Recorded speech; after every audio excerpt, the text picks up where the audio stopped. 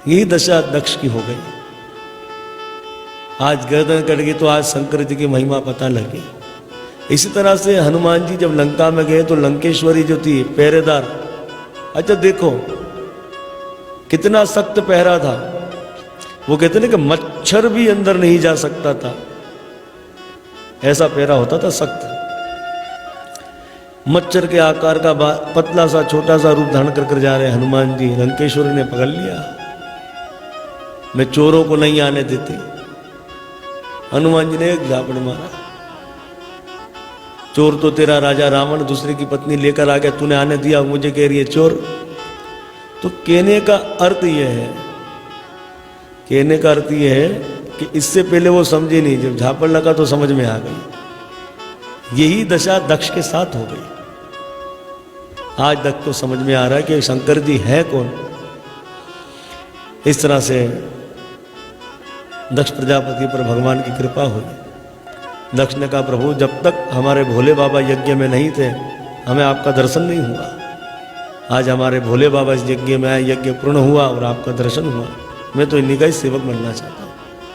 इस तरह से दक्ष पर कृपा हो गई और यही माता सती आगे हिमवान हिमालय की कन्या हुई और नाम पड़ा पार्वती। माता का नाम है मेना। तो पर्वतराज पुत्री इति पार्वती, तो पर्वतराज की पुत्री हुई इसलिए नाम पड़ गया पार्वती।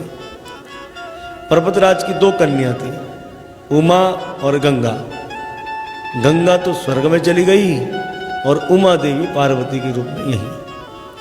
और इन्हीं पार्वती जी का पुनः हमारे भोले बाबा के संग विवाह हुआ। तो थोड़ा सा चरित्र झांकी देखते हमारे शंकर जी के बारात की। अब हुआ ये कि जब बारात के लिए शंकर जी को जब सजाया जा रहा था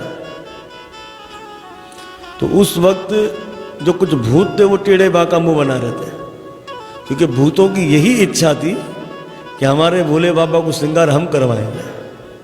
तो शंकर जी ने देवताओं को कहा कि आप सब हट जाइए, ये हमारे भूतगण ही हमको सजाएंगे। अब हुआ ये कि दूल्हे राजा को हल्दी लगाई जाती है और हुआ क्या, हुआ ये कि हमारे भोले बाबा को जब हल्दी लगाई जा रही थी तो एक भूत ने कहा महाराज अगर अनुमति हो तो अभी अभी शमशान में एक मुर्दा फूका है तो कहो तो उसी की भभूति लेकर आ जाए। अरे ले आओ ले आओ ले आओ, तो भभूति लेकर आ गए। मैंने जो उसमें पढ़ा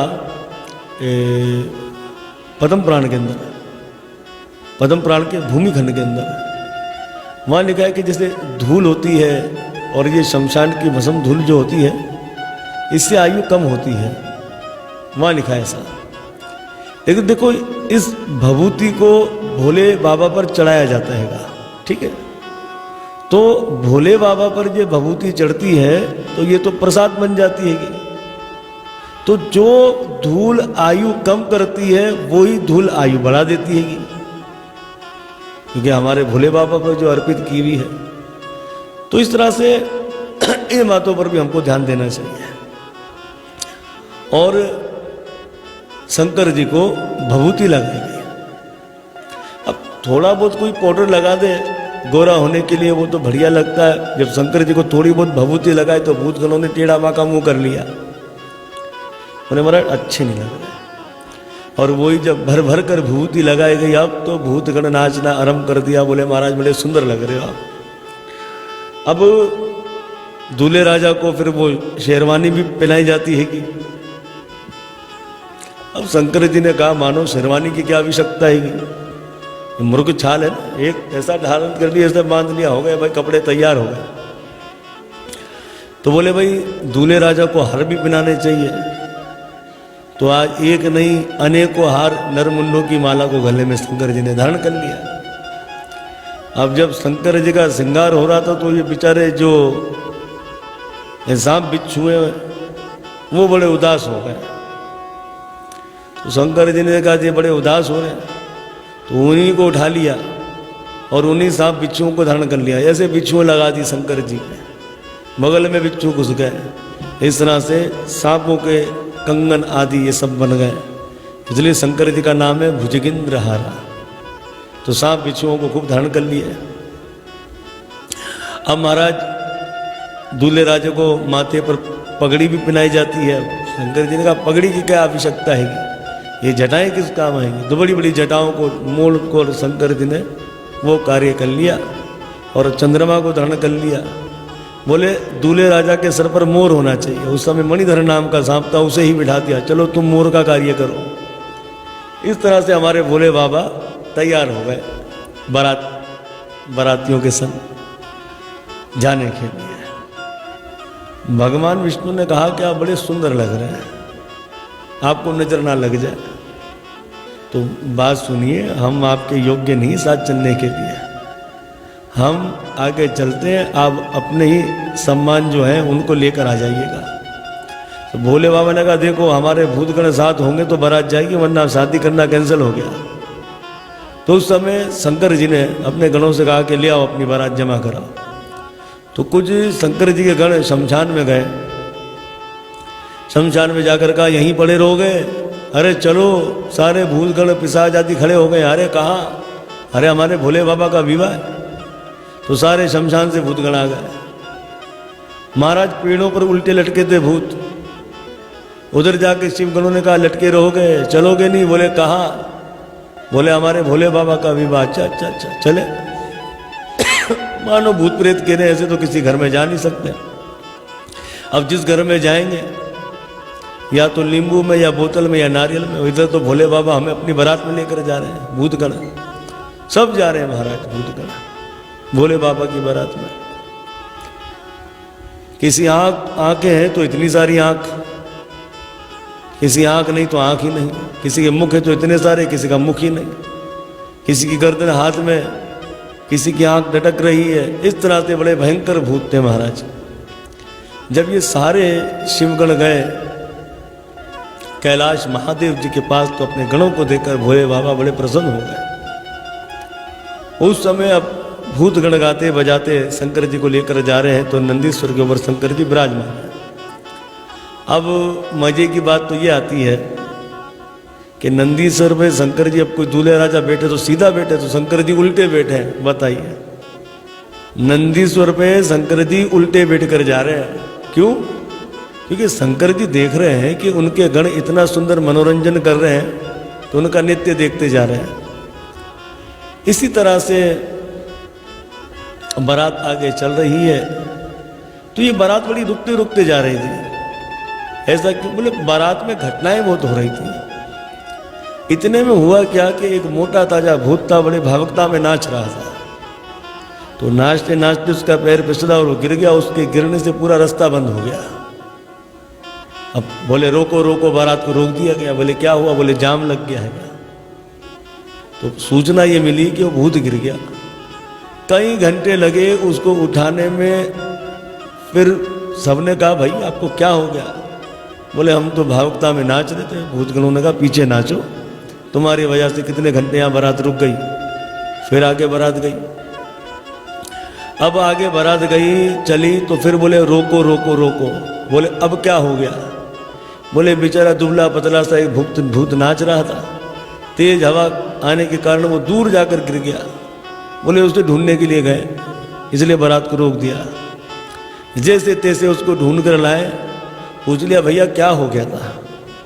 उस समय उस भूत ने कहा हम तो भावुकता में नाच रहे थे, हवा चली तो दूर चले गए। अरे सबने कहा बीच में नाचो ताकि उड़े तो हम तुमको पकड़ तो ले। इस तरह से रुक रुक कर बारात जा रही थी। और बारात क्या मानो चलता फिरता सर्कस हो रहा था। एक भूत के बहुत सारे मुख थे, वो मुख में जल ले दे फुसकारी मारे तो उसके सब मुख से पानी निकलता था। कोई आग लगा रहा है, कोई अपनी गर्दन हिलाकर नाच रहेगा, कोई आकाश में उड़कर चला जावे। इस तरह से मनोरंजन करती हुई बारात जा रही थी। और वहाँ पर हिमवान के यहाँ सब नगरवासी बारात को देखने के लिए आए। और जो बच्चे थे सुंदर सुंदर कपड़े पहनकर टिटोना लगाकर काजल लगाकर आए कि हम तो उमा की बारात देखेंगे, उनके दूल्हे राजा को देखेंगे। अब सब सच सच कर आए। इतने में भगवान विष्णु देवताओं को लेकर कैलाश पहुंच गए। अब वहां उन्हें ऐसे लगा कि बारात आ गई है। तो विष्णु को ही उमा का पति समझ लिया। तो भगवान विष्णु ने कहा, देखे आप सबको गलत फहमी हो रही है, हम तो दूल्हे राजा के मित्र हैं। अरे बारातियों ने कहा, जब मित्र इतना खूबसूरत तो दूल्हे राजा कैसे होंगे? तो भगवान मनी मन कह के चले गए, ऐसे होंगे दूल्हे राजा, कभी भूलोगे नहीं। फिर पीछे देवराज इंद्र आ गए। अब जब इंद्र को देखा तो सब समझे यही दूल्हे राजा होंगे, तो इंद्र का स्वागत करने लगे। अरे इंद्रदेव ने कहा, हम दूल्हे राजा नहीं हैं, हम तो उनके सेवक हैं। तो सबने कहा, भाई सेवक कितना खूबसूरत तो दूल्हे राजा कैसे होंगे?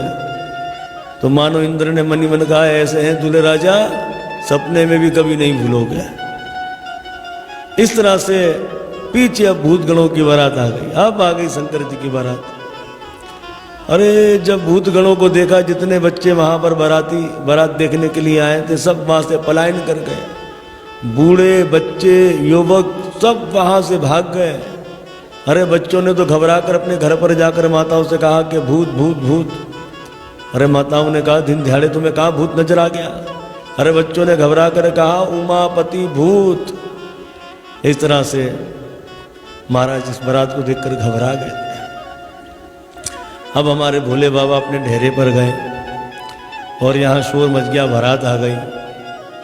मैना देवी बड़ी मुस्कुरा रही है और मैना देवी ने पूजा की थाली, क्योंकि वो सासू माँ जो जवाई जी का पूजन करती है, तो पूजन की थाली सजाई, दिया लगाई। अब दिया एक आधा नहीं, इतने सारे दिए लगा लिए। और मैना देवी ने ये मन में संकल्प किया कि मैं तो जवाई जी के पास ही जाकर नेत्र खोलूंगी।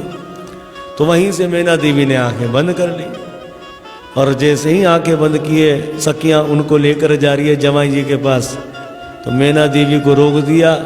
अब हुआ ये कि जो दिए थे उनसे अग्नि निकल रही थी और वो अग्नि का सेक शंकर जी के हाथों में, उनके अंग में जो सांप लपटे थे उनको लगा, तो वो तो सनसरा कर चिल्लाने लगे सर पर। मैना देवी की आंख खुल गई। मैना देवी ने जब भोले बाबा को देखा तो भोले बाबा अपनी सासू मैया को देखकर खूब मुस्कुराए। अब तो सासू मैया की धड़कन तेज हो गई, सासू मैया घबरा गई और देव पूजा की थाली भोले बाबा को मारी और वहां से खिसक गई। तो भोले बाबा बड़े भोले नाते हैं, बड़े भोले भंडारी हैं। तो हमारे भोले बाबा को ऐसा लगा कि विवाह में कोई रस्म होगी कि सासू माँ थाली मारती होगी। तो इस तरह से जो ये लीला हुई, माता मैना पार्वती के पास गई, रोने लगी और कही कि मेरी बेटी तू तो भोली है, मैं इस भूत के संग तेरा विवाह नहीं करूंगी। देव ऋषि नारद जी को कोसने लगी, उसी के कारण ये सब किया कराया हुआ है। उस समय हुआ ये कि जब वो रो रही थी तो साक्षात भगवान विष्णु आ गए, देव ऋषि नारद जी आ गए। मैना देवी को समझाया कि ये तो इनकी सदा पत्नी है, पहले भी इनके घेरे में ये चली गई थी, अगर अब आपने रोक टोक करी है फिर से आपके पास से चली जाएगी, जैसी परमात्मा की इच्छा।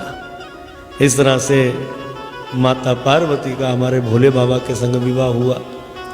आज भी देवी पार्वती कैलाश पर्वत पर भोले बाबा के संग विराजमान है। देखो भोले बाबा अपनी पत्नी पार्वती से बहुत प्रेम करते हैं, उन्हें एक क्षण भी अपने से दूर नहीं रहने देते। लेकिन जहाँ माता पार्वती के भक्त जब उन्हें पुकारते हैं तो साल में 4 नवरात्रि आती है, 2 प्रकट और 2 गुप्त रूप से। तो अपनी प्रिय पत्नी को अपने भक्तों के पास भेजते हैं। तो कैलाश से हमारी माँ पार्वती हमें आशीर्वाद देने के लिए आती है। ऐसे भोले बाबा और माता पार्वती को हम बारंबार नमस्कार करते हैं। ये चरित्र पापों को नाश करने वाला है, विघ्नों को दूर करने वाला है, बुरी शक्तियों का नाश करने वाला है। अरे भूत प्रेत भी उन पर प्रसन्न हो जाते हैं, ये तो हमारे भोले बाबा के भक्त हैं। तो इस प्रकार से ये दिव्य चरित्र जो कि मैत्री ऋषि ने विदुर जी को बताया, तो कुछ चरित्र हमने शिव पुराण और कुछ चरित्र हमने रामचरित्र